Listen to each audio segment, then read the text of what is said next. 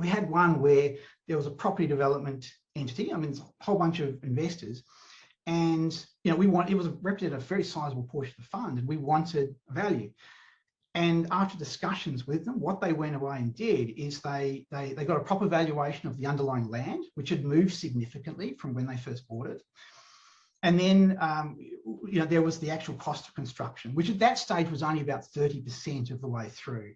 And in the end, we had to revert to cost. And Bill, granted, it's very tricky. I mean, who's to say what a 1/3 completed skyscraper was worth, but there was a high probability of actually getting to the end stage. So, we thought that was valid. So by merging the change in value of the,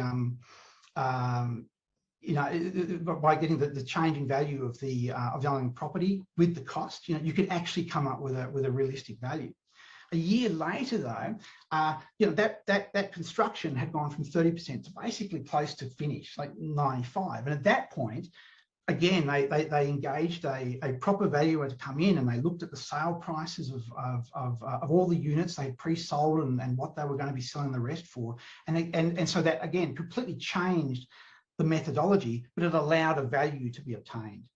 And I guess what I'd be sort of suggesting to accountants is before, we have one of these tricky investments, and most accountants do have a couple of funds that do invest in unusual investments like this.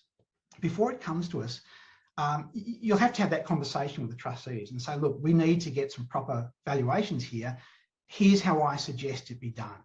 And again, perfect world, comes to the auditor, there's discounted cash flow models, and it's all mapped out, and there's a bit of weight behind those reports. A little bit of effort, granted, but and then that will allow the audit to go through quite smoothly.